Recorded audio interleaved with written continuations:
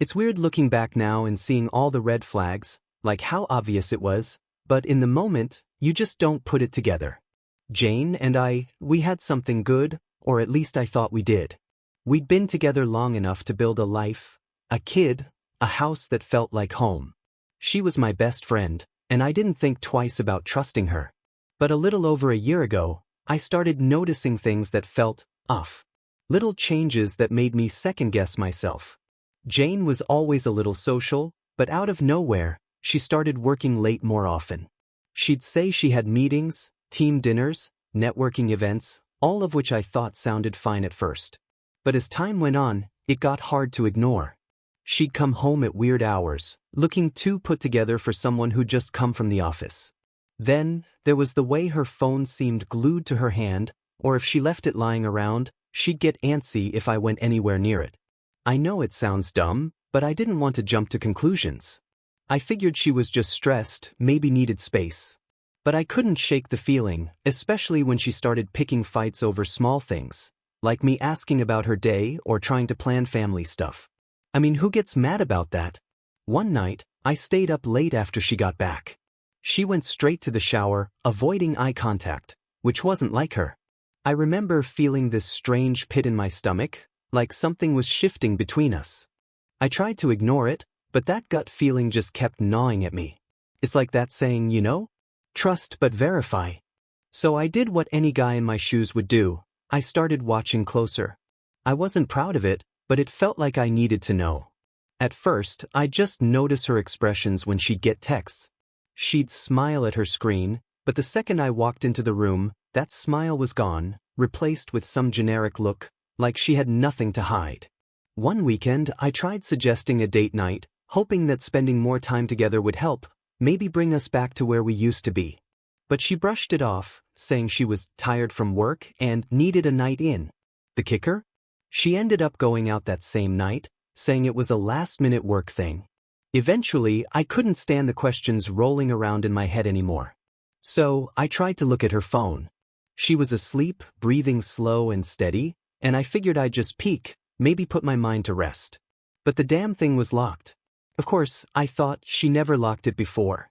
I thought back to times when we'd both been comfortable, no secrets between us. Those days felt so far away now. The turning point came a week later. She got this call while we were having dinner. She excused herself, saying it was her boss and it'd just be a minute. But a minute turned into 10, and 10 turned into 15. I stood up, pretending I needed a glass of water, and just caught sight of her through the window, leaning on the wall outside, talking softly. Smiling in a way I hadn't seen in a while. My stomach twisted just watching her. When she came back, I asked who it was, trying to keep my voice casual. She shrugged and said it was a work thing and went back to eating like nothing happened. But it wasn't nothing to me. That was the moment I decided I couldn't keep pretending everything was fine. I needed answers, not excuses. I knew a buddy who had used a private investigator once, said it was worth it even if it felt a little extreme. So I made the call. It was a weird feeling, talking to a stranger about my marriage, about how I suspected my wife was lying to me. But he listened, said he'd be discreet, and that he'd give me updates as he found things out. Part of me was hoping he wouldn't find anything, that I was just paranoid. But another part? I just wanted the truth, no matter how ugly. For the next few weeks, I went on like normal, like nothing had changed. Jane, meanwhile, seemed to be in her own world. She was out more, started getting work trips that seemed to spring up out of nowhere. Every time she left, I'd put on a brave face, kiss her goodbye, and then go sit in our son's room, trying to convince myself that I was doing the right thing. Then one night the PI called me, asking if I could meet him somewhere. He'd found something and wanted to go over it with me. The coffee shop was tucked away in a quiet part of town, far enough that nobody would recognize either of us. When I got there, the private investigator was already waiting, his laptop open on the small table between us. I remember feeling numb, like this was all happening to someone else, like I was watching my life unravel from a distance. But as soon as he gestured for me to sit, reality came crashing back hard. He didn't waste time, which I guess was his way of being professional. He looked me in the eyes and asked, "Are you ready for this?" I nodded, not trusting myself to speak, so he turned the laptop toward me. And that's when I saw the first picture. Jane was standing in some parking lot, looking around like she was waiting for someone. I didn't recognize the place, but I recognized the look on her face. There was this smile that tugged at the corner of her mouth. Subtle, but I knew it too well. It was the way she used to look at me back when we were just kids, before everything got complicated. Seeing it now, in this context, felt like a gut punch. I watched her face light up in the next photo as a man approached her. He looked younger than me, probably around her age, with dark hair and an easy smile. The kind of guy you'd pass on the street and forget about the second you turned away. But she wasn't forgetting him. The investigator kept flipping through photos, giving me just enough time to take them in before moving to the next. The images went from them talking in the parking lot, to laughing, to him reaching out and brushing her hair behind her ear.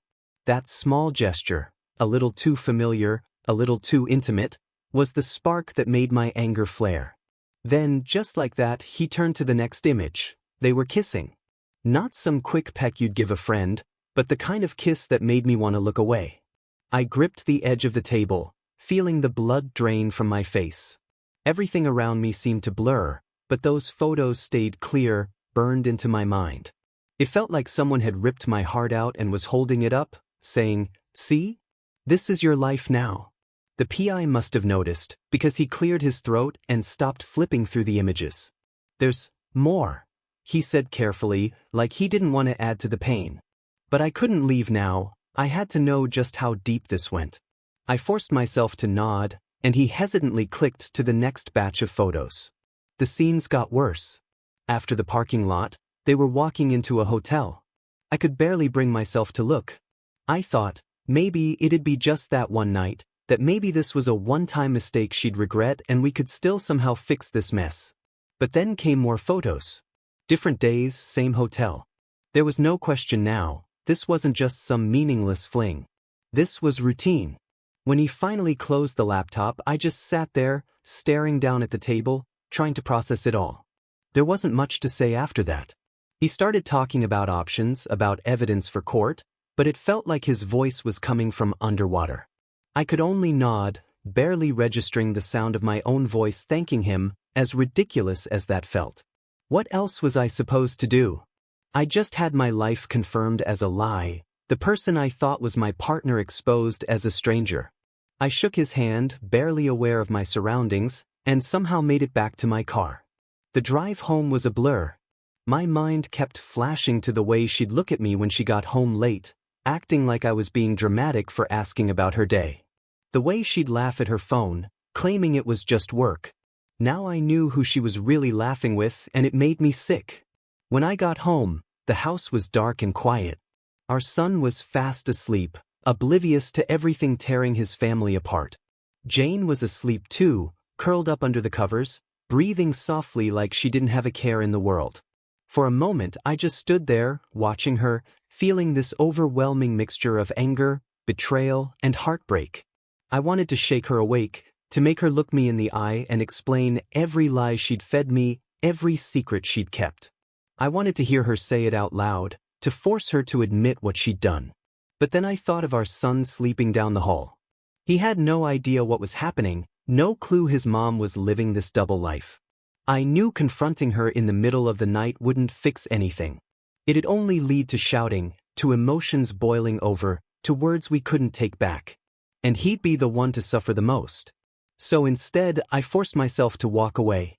I went to the living room, sat on the couch, and stared at the wall for hours, trying to figure out what to do. Divorce was inevitable, but I couldn't rush into it. I wanted custody of our son, and I knew the only way to get it was to be careful, to be strategic. If I made one wrong move, she could use it against me. I needed to bide my time, to let her keep digging her own grave until there was no way for her to climb out of it. That night, I made a promise to myself. I wouldn't let her see that she'd broken me, wouldn't let her know how deeply I hurt. Instead, I'd play the part, go along with her lies until the time was right. She thought she could fool me, keep living this double life, but she had no idea who she was dealing with. The next morning was like stepping onto a stage. I got up before Jane, made breakfast for our son, and put on the same smile I'd been wearing for years. When Jane walked into the kitchen, I felt my jaw clench, but I kept my voice steady, even warm, asking if she'd slept well. She seemed surprised, like maybe she expected me to act differently, and that only made me more determined to keep it together. I watched her out of the corner of my eye, trying to see if there was any hint of guilt, some sign that she felt anything at all about what she'd done. But Jane just went through her morning routine like nothing had changed, sipping her coffee and scrolling through her phone. Maybe she felt like she'd gotten away with it for so long, there was no reason to worry. I was nothing but background noise to her now, just the guy who paid the bills and took out the trash. It was that morning I realized what I needed to do if I wanted any shot at a decent future for myself and, more importantly, for my son. I wasn't just going to stand by and watch her wreck our family, walk all over me, and get away with it. If she thought she could live her life like I was a fool, she was wrong. I was going to make sure she faced the consequences of every lie, every betrayal. So I did what I never thought I'd do. I played the role of the perfect husband. For the next few weeks, I was patient, attentive, and almost absurdly agreeable. I let her go on her work trips, without question, acted like her random late nights didn't bother me, and even started doing more around the house so she wouldn't have any excuse to complain. It was almost like I was daring her to push her luck, to see how far she could go. It wasn't easy. Every time she walked out the door, I had to bite my tongue, remind myself that this was all part of the plan. There were nights I'd sit up on the couch, my mind racing, wondering how I'd let things get this far. But then I'd think of our son, of what he deserved, and it kept me steady. I'd sit in his room while he slept, telling myself I was doing this for him, that every second I had to put up with her lies would be worth it if it meant he wouldn't be stuck in a broken home. And then, something shifted. One Saturday, she came home late, way past the time she told me she'd be back. I was in the living room, pretending to watch TV, when she walked in looking worn out and frazzled.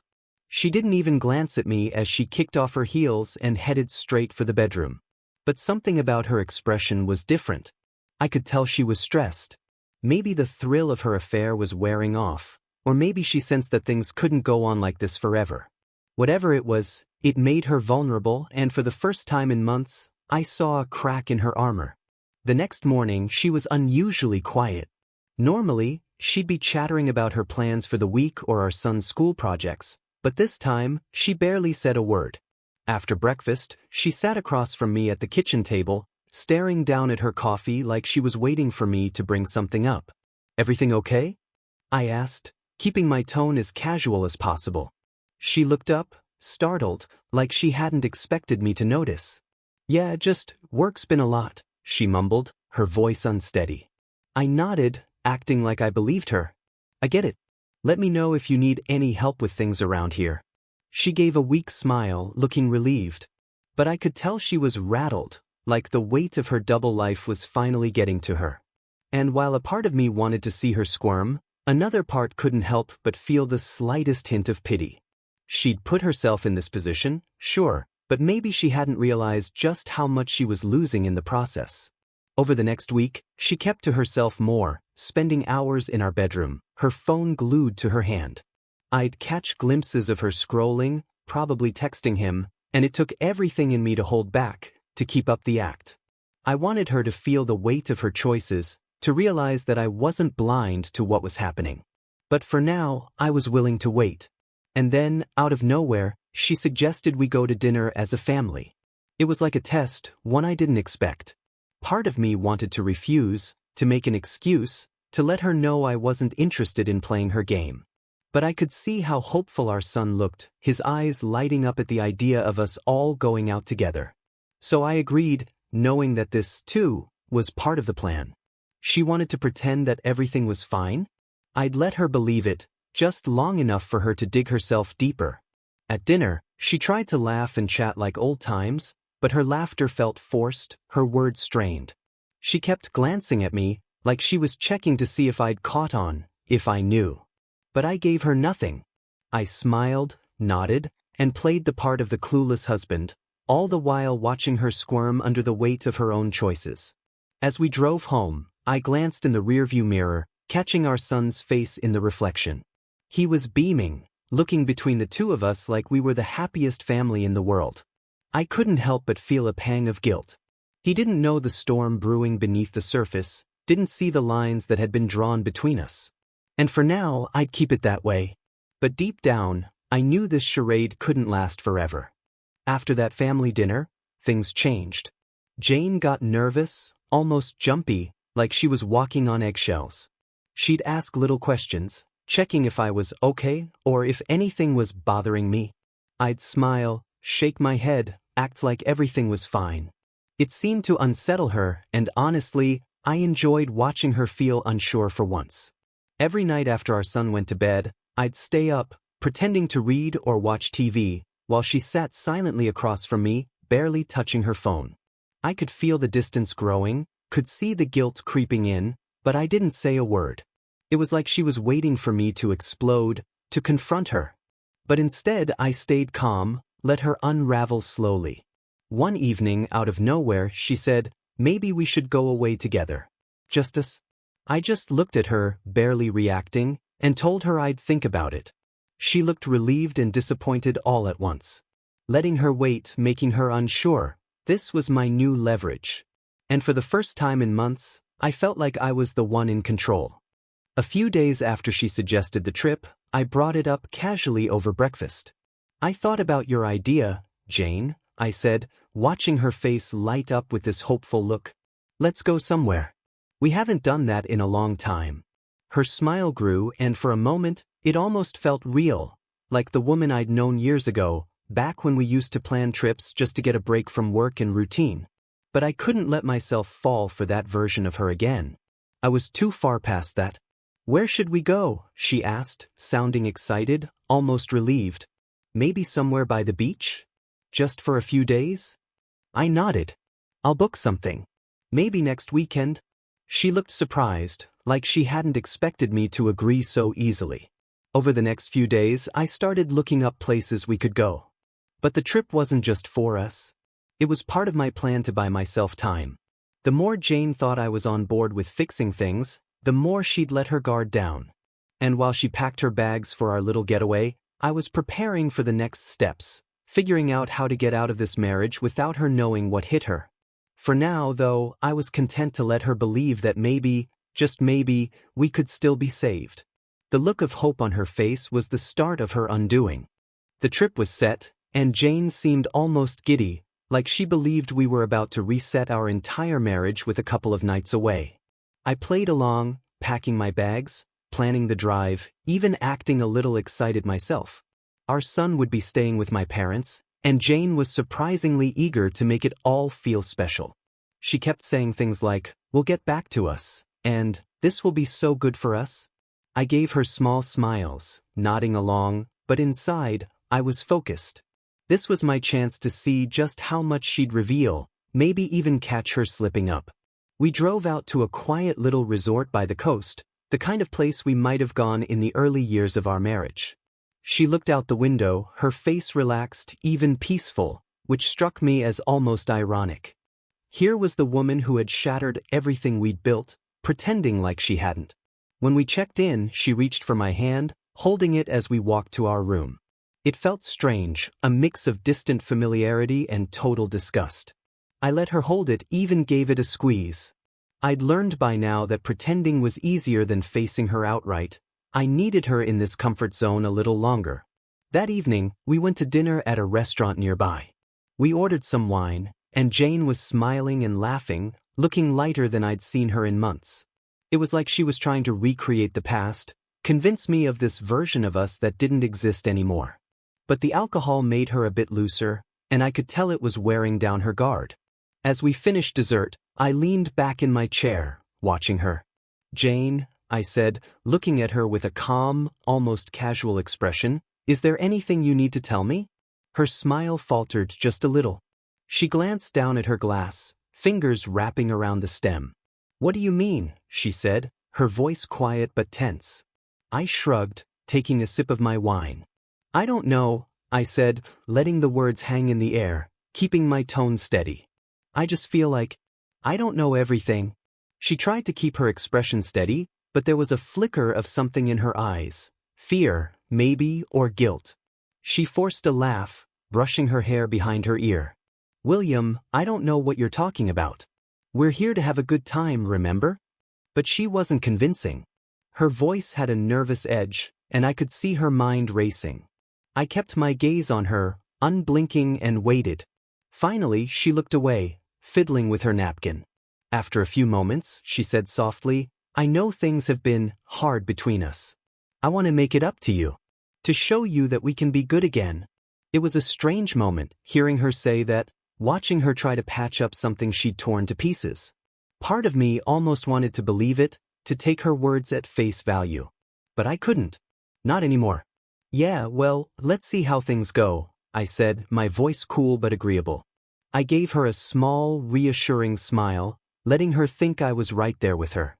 That night, we went back to the room. She tried to get close to me, laying her head on my shoulder, reaching for my hand. I held back, kept my distance, and eventually she gave up, rolling over and falling asleep. I stayed up, watching her breathe, wondering if any of this felt real to her or if it was all just a game. The next morning, we packed up, did the whole goodbye routine with smiles and promises to keep working on things. But I knew exactly what I needed to do. The minute we got home, I started putting my plan into action. Back home, things settled into an odd routine. Jane seemed more affectionate than ever, acting like the trip had somehow wiped the slate clean. But I saw through it. Every time she'd hug me or try to make small talk, I could sense her watching, gauging my reaction, wondering if I'd finally forgiven her imaginary mistakes. Meanwhile, I'd already shifted my focus. My goal wasn't to fix things. It was to make sure I could leave without losing everything, especially my son. I needed to prepare for what was coming and get as much proof as possible of her lies and infidelity.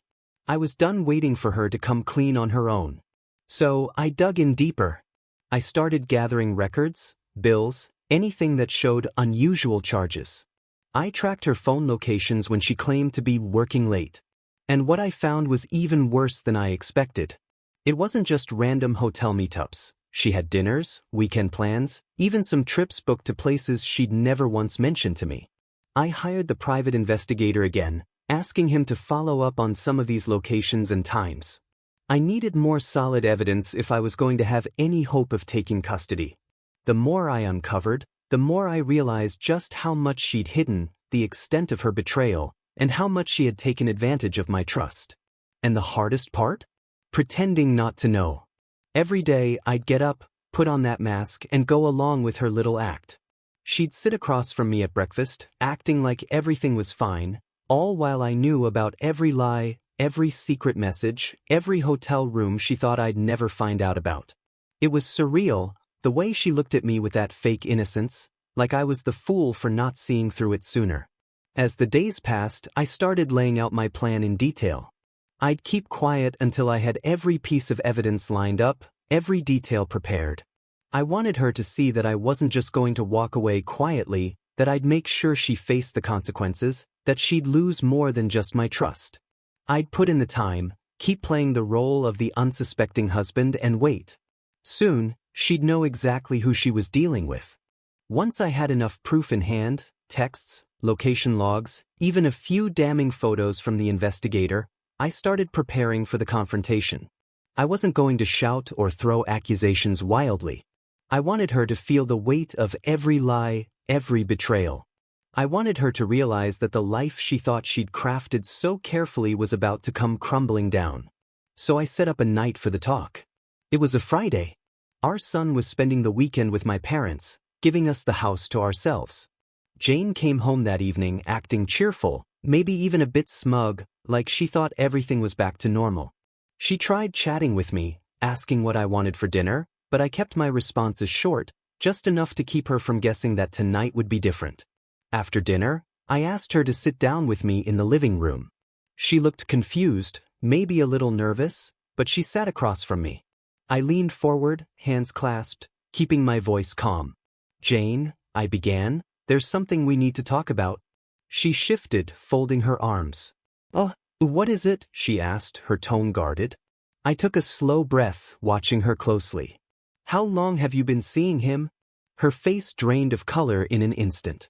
I'd caught her off guard. She hadn't expected me to be so direct. For a moment, she opened her mouth, then closed it, her mind racing for a way out. I don't know what you're talking about, she stammered, her eyes darting to the side. Don't lie to me, I said, keeping my voice steady. I reached into my pocket and pulled out a folder, thick with printed screenshots, receipts, and photos. I handed it to her. I know everything, Jane. She took the folder with shaking hands, flipping through the evidence, each page making her face twist with guilt, then horror. There were the photos of her meeting him, the credit card charges for hotel rooms, the records of her phone location. The last page was a text exchange I'd managed to get, where she told him she'd figure out a way to get out of here soon. The room was silent, and I let her sit there, absorbing it all, watching as the reality of what she'd done settled over her. Finally, she looked up, her eyes red, desperate. William, I'm sorry, she whispered. I didn't mean for any of this to happen. I can explain. Explain what, exactly? I cut in, keeping my tone cold. Explain why you lied to me for over a year? Or maybe why you thought you could get away with it? She started to cry, and I could tell she wanted me to comfort her, but I wasn't moved. Not anymore. William, please, it was a mistake. I didn't know how to stop, she choked out, reaching for my hand. I pulled away. A mistake? Once, maybe, but this was intentional, Jane. You didn't slip up, you built an entire other life behind my back. Do you even care about what this does to our son? Her face crumpled, and she broke down completely, sobbing into her hands. I was stupid. I never thought you'd find out. I just wanted something different, something for me. The selfishness of her words cut deep. And what about us, Jane? Did you ever think about what this would do to your family? For a while, we sat in silence, her sobbing softly, me sitting cold and distant. After a while, she tried to reach for me again, and I stood up. I'll be talking to a lawyer, I said, turning to leave the room. And I'll be going for custody of our son. You'll need to start packing. Her cry filled the room, desperate, broken, but I didn't look back. She'd made her choices. Now, she'd finally see the consequences. After that night, the house was tense, quiet, like the air itself had turned to stone. Jane avoided me, moving around the house like a shadow, eyes puffy and red. She was still in shock, I could tell, stunned that I'd gone straight to the truth, that I hadn't given her a chance to explain things away or manipulate the narrative. I'd simply laid out the facts and left her with no more room to lie. The next morning, I called a lawyer. We discussed the details, and I handed over everything I'd collected. He was clear with me. Having this proof on hand put me in a solid position, especially if I wanted full custody of our son. It wasn't just about the cheating, it was about stability, showing the court I could provide a steady, honest home environment. Knowing I had a shot at that gave me a sense of purpose that kept me steady through the following days. Jane tried to talk to me a few times, her voice soft and pleading, but I didn't let her get far. I kept my responses short and direct. No, there wouldn't be any working this out. No, I didn't want to hear about why she did it. She'd had months to come to me with the truth if she'd cared about fixing things. Now it was too late. Eventually, she stopped trying to explain herself and retreated into silence. Our son, thankfully, was young enough not to understand the tension directly, though I could tell he felt something was different. I made sure to spend extra time with him, doing little things to keep his routine as normal as possible. In the meantime, I kept meeting with the lawyer, laying out the plan piece by piece. Every time I left his office, I felt one step closer to freedom, to a life where I wouldn't have to live with secrets or wonder what was going on behind my back. I knew the process would be long, that custody battles could get ugly, but I was ready to see it through. I had to be. One night, about a week after the confrontation, Jane finally broke down completely. She cornered me in the living room, looking like a shadow of the woman I'd married. Her voice was barely a whisper. William, please just listen to me. I'll do anything. Therapy, counseling, whatever you want, she pleaded, her eyes wide, desperate. I know I messed up, but we can get through this, for him. I shook my head, staying calm. Jane, it's too late for that. I gave you every chance to come to me, to be honest. You made your choices. She tried to argue, her voice shaking, but I didn't waver. I could see the realization settling in, like she was finally understanding that there was no going back. Please, she said one last time, her voice cracking. Don't take him away from me. I met her gaze, feeling the weight of her words. You made your choice, Jane. Now I'm making mine. After that, she stopped trying. She'd walk past me, her eyes downcast, her expression hollow. But I stayed focused, stayed steady, pushing forward with every step. The end was in sight now, and for the first time in a long time, I felt like I was finally heading toward something real, something honest. This was just the beginning of my way out, and I wasn't going to let anything, or anyone, stop me. As the days wore on, I could feel the distance between us solidifying, like an invisible wall had gone up in the house. Jane and I barely spoke. When we did, it was only about our son or logistics. She looked worn, exhausted, but I couldn't let that get to me. I reminded myself every day that her choices had put us here. Meanwhile, I was making progress with the lawyer. Every meeting brought me closer to securing custody, and I made sure to keep everything above board. I wanted to make it clear that I was doing this for our son, for his stability and future, not out of anger or revenge. The lawyer agreed, explaining how we'd present my case, and warned me to stay calm, stay patient. He reminded me that any outburst could be used against me later, so I kept my emotions in check, even when Jane tested my patience. One evening, Jane's parents came by unexpectedly. They'd always been kind to me, treating me like a son, and I knew this visit was their way of trying to fix things. They sat me down in the living room, with Jane watching nervously from the doorway. William, her father began, his voice soft but steady. We know things have been hard. Jane's told us some of what happened. We wanted to see if there's any way to work things out. For your son's sake. I looked at them, struggling with a mix of anger and frustration. I could see they meant well, but they had no idea of the damage that had been done. They didn't know the extent of Jane's betrayal, how deep it really went. I appreciate your concern, I said slowly, choosing my words carefully. But there are some things you can't come back from. This isn't just a rough patch. It's broken, beyond repair. They looked at each other, clearly disappointed, but I held my ground. I wouldn't let guilt or pressure sway me. Jane's mother sighed, a sad look crossing her face, but I couldn't let that affect my decision. They finally left, their expressions resigned, but I felt a strange sense of relief. I wasn't alone in this decision. I was doing what I knew was right, no matter how hard it felt. That night, Jane came to me again, her voice softer than ever, her eyes filled with a pleading I'd never seen before. William, please. I can't lose him. Don't take him from me. I took a deep breath, steadying myself. Jane, I don't want to keep you from him. But I'm not going to let him grow up in a home filled with lies. He deserves better. Her shoulders sagged, and I saw the defeat in her eyes. She knew I wasn't backing down, that I was ready to see this through to the end. From that moment on, it felt like the final chapter had begun. I was done trying to make her understand, done with the back and forth. Now, all that was left was the slow, inevitable process of cutting ties and building a new life. One where I could finally find peace, free from her lies and the weight of a broken marriage. The hardest part of the process came sooner than I'd expected. After consulting with the lawyer, we agreed it was time to prepare our son. He was too young to understand all the reasons, but old enough to feel the tension. It wasn't fair to keep him in the dark, letting him sense something was wrong without any explanation.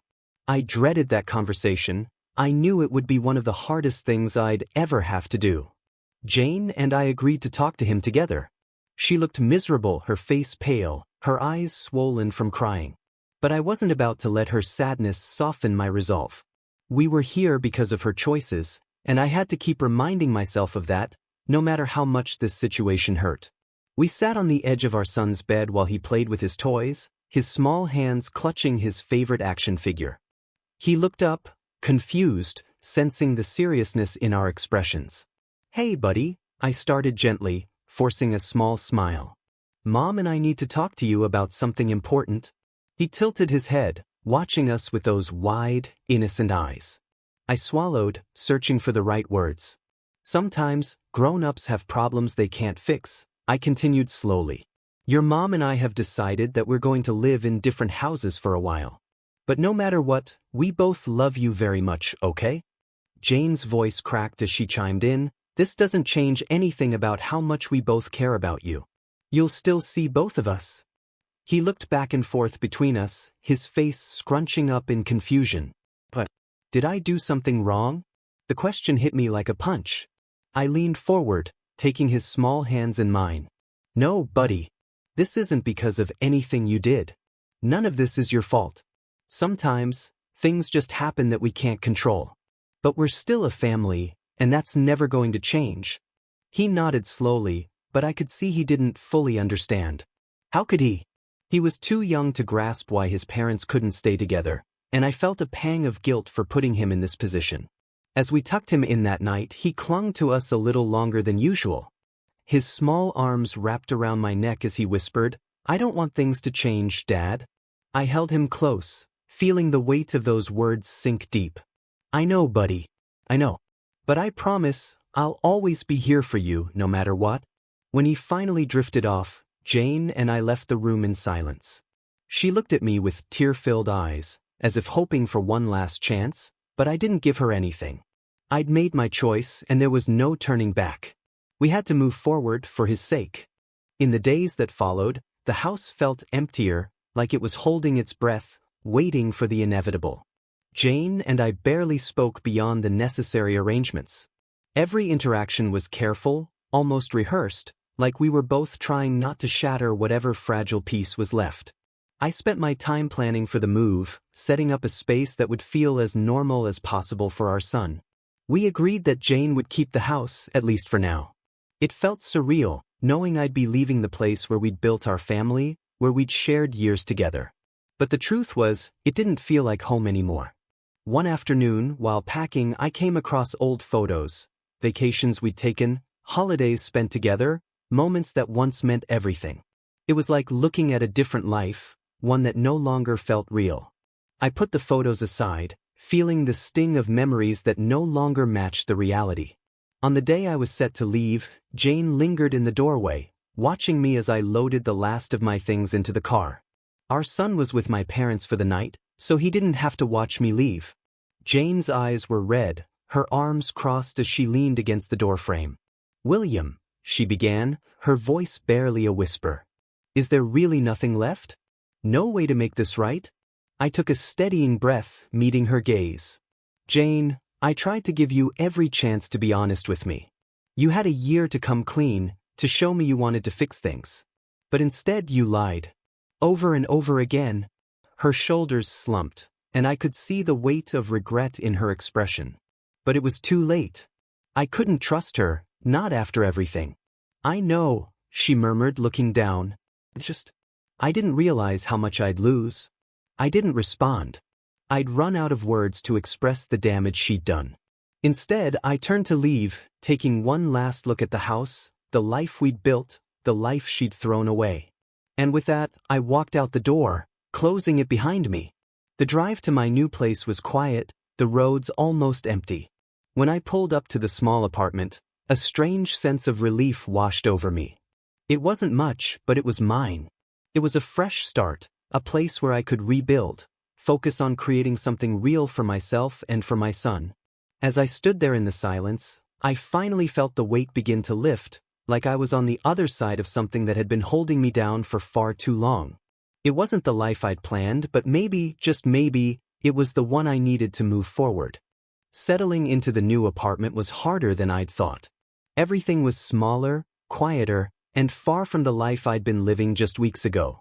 But at the same time, I felt a strange freedom, a chance to reshape my days, to rebuild a world where trust, not betrayal, would be the foundation. When our son visited for the first time, I focused on making the place feel warm, even if it was modest. I set up his room with his favorite toys, his superhero posters, even a small reading nook where we could do bedtime stories together. I wanted him to feel safe here, like this wasn't just some temporary arrangement but a real home. He looked around, wide-eyed, when he first stepped inside, taking in the new space. I could tell he was nervous, uncertain about the change, but I made sure to show him that everything he loved would be right there with him. "Dad, why are we here?" he finally asked, his voice small. I knelt down, looking him in the eye. "Sometimes, people need a little space to make things better, buddy," I said gently. "But this is our space now. You and me. We're going to make it awesome, all right?" He nodded slowly, his face thoughtful. I could see he was still confused, but he tried to put on a brave face. "Can we have pancakes like at home?" I smiled, ruffling his hair. "We can have pancakes every morning if you want." That first weekend, we spent the time exploring our new neighborhood. We went to a small park nearby, threw a football around, grabbed some ice cream, and by the end of the day, he was laughing, his worries melting away bit by bit. I promised myself I'd do everything I could to give him the stability he needed, to make sure he knew that, no matter what happened between his mother and me, he would always come first. Jane and I set up a schedule for custody, and while it felt strange to coordinate our lives so mechanically, it was necessary. Every exchange was brief, just a quick handoff at her door or mine, no words beyond the essentials. Each time, I could see the pain in her eyes, the regret she seemed to carry. But I didn't dwell on it.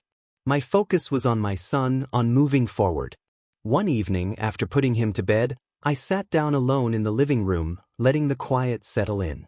For the first time in a long time, I felt a small sense of peace. The anger, the betrayal, the endless wondering.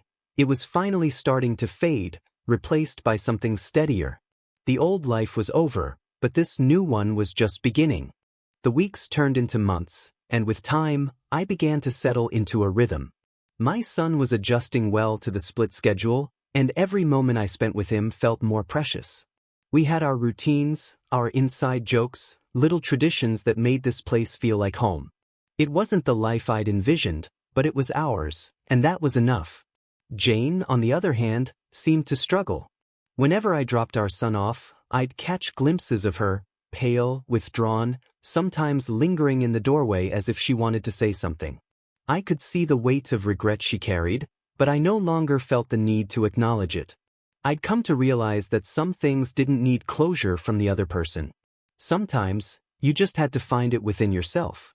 One afternoon, I received an unexpected message from her. She wanted to talk. "Just talk," she said. I debated ignoring it, but something inside me knew that maybe it was time to finally close this chapter, face to face. When we met, it was at a park, neutral ground, where we could both speak without the weight of the house, the memories, or our son nearby. She looked older somehow, like the toll of everything had finally caught up with her. "Thank you for meeting me," she started, her voice quiet. "I know I don't deserve it, but I wanted to apologize. For everything." I nodded, not saying anything right away. I wanted her to feel the silence, the reality of what she'd done. She looked down, fidgeting with her hands. "I don't know why I did it," she said after a pause, her voice breaking. "I thought I wanted something different, but I never imagined losing everything. I hurt you and I hurt our family. And I'm so sorry, William." For a moment, I just looked at her, letting her words settle in. I'd imagined hearing an apology so many times, thinking it might bring some kind of relief or satisfaction. But standing there, I felt nothing. Just a strange calm. "I appreciate the apology, Jane," I replied, keeping my voice steady. "But you didn't just hurt me. You hurt our son, our family, and that's something we both have to live with. I'm moving on, and I think it's best if you do too." Her eyes filled with tears, and she nodded, understanding. There was nothing left to say. We exchanged a few more words, but they were more polite than meaningful. The real conversation had already happened, and it had given me the one thing I needed: closure. As I walked away, I felt lighter than I had in months. I realized I'd let go of the anger, the betrayal, and the lingering what-ifs. I had my son, my own life, and a second chance to create something good and real. In the end, I'd found my way out of the pain. And finally I was free.